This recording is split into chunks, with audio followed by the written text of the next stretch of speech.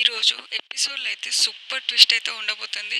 కార్తిక్‌నైతే జోష్న 2 వారాల కోసం వాళ్ళ ఇంటికైతే తీసుకొనొస్తుంది. దీపని వాళ్ళ ఇంట్లోనే ఉంచాను. వీళ్ళిద్దరిని విడగొట్టడానికి ఇదే టైం అంటూ జోష్న అయితే తెగ సంబరపడిపోయి పారుతోనైతే మాట్లాడుతూ ఉంటుంది. పారు కూడా ఉంటుంది, "నువ్వు సూపర్ ప్లాన్ వేసావే. ఈ దెబ్బకి వీళ్ళిద్దరికీ మతిపోయి ఉంటది" అని చెప్పేసి. ఈలోపు కార్తిక్ వాళ్ళ అమ్మ వచ్చేసి దశరథ్కి అయితే కాల్ చేస్తుంది. "అన్నయ్య, అసలు మీరేం చేస్తున్నారు? మీకేమైనా అర్థమవుతుందా?" అని చెప్పేసి తన బాధనంతా వెళ్ళగక్కుతుంది దశరథ్ తోటి. తను చెప్తూ ఉంటాడు, "అలా కాదమ్మా" అంటే, "దీప ప్రెగ్నెంట్ ఇప్పుడు. మీరు అలా ఎలా తనని ఆఫీస్లో తీసుకుంటారు? అసలు ఈ వర్క్ తోటి తను ఎలా ఉండగలుగుతుంది? ఈ ప్రెషర్ ఎలా తట్టుకోగలుగుతుంది? అలాగే నా కొడుకుని ఎందుకు దూరం చేశారు" అని తనైతే ఏడుస్తూ తన బాధతో మాట్లాడుతూ ఉంటుంది.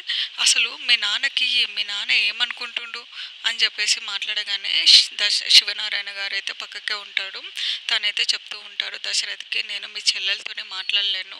నా కూతురి బాధను చూడలేను. తను ఏడుస్తే నేను తట్టుకోలేను. నువ్వే ఏదో ఒకటి చెయ్యి" అని చెప్పేసి మాట్లాడుతూ ఉంటాడు. అలాగే శివనారాయణ ఒకటే మాట చెప్తాడు, "నా చెల్లెలు గనుక ఇలా ఏడుస్తే నేను ఊకోను. ఎవరితోనూ కూడా మాట్లాడను.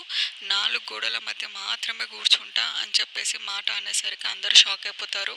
ఇటు కార్తీక్, అటు దశరథ్ కూడా. ఇంకొకటి ఏంటి అనంటే, రేపు మార్నింగ్ వరకు అసలు కాంచన నవ్వుకుంటూ ఉండాలి. అలా ఉంటేనే నేను మీతో మాట్లాడతా అని చెప్పేసి దశరథ్ తోటి మాట్లాడుతూ ఉంటాడు. అయితే కార్తీక్ తోటి ఈ విషయము మాట్లాడుతూ ఉంటే, కార్తీక్ అయితే ఒక ప్లాన్ చేద్దాము. ఆ ప్లాన్ తోటి ఖచ్చితంగా అమ్మ అయితే సంతోషంగా ఉంటుందని చెప్పేసి మాట్లాడుతూ ఉంటారు. ఆ ప్లాన్ ఏంటి అనంటే, అసలు శివనారాయణ ఇంటికి కాంచన ఉన్న దీప అయితే ఎంట్రీ ఇస్తారు. ఆ ఎంట్రీ అయితే సూపర్గా ఉంటుంది. అప్పుడే జోష్న ఉన్న పారు మాట్లాడుకుంటారు, "అమ్మయ్య, ఇప్పుడైనా కూడా 2 వారాల బావతో కలిసి నేను ఏదో ఒక ప్లాన్ చేసేసి బావని పెళ్లి చేసుకుంటానని చెప్పేసి తన మనసులో అనుకుంటుంది. ఈలోపే ఇక పారు అంటూ ఉంటుంది, "మంచి ప్లాన్ చేసావు" అని చెప్పేసి. ఈలోపు గుమ్మం దగ్గర ఏదో సౌండ్ వస్తుందని చూసేసరికి కాంచన దీపం చూసి వీళ్ళిద్దరూ షాక్ అయిపోతారు. కాంచన అయితే అంటూ ఉంటుంది, "నా ఇంటికి వచ్చాను, నేను నా పుట్టింటికి వచ్చాను" అని చెప్పి. జోష్న అడుగుతుంది, "నువ్వు ఎందుకు వచ్చావు? అసలు రూల్ ఏంటి?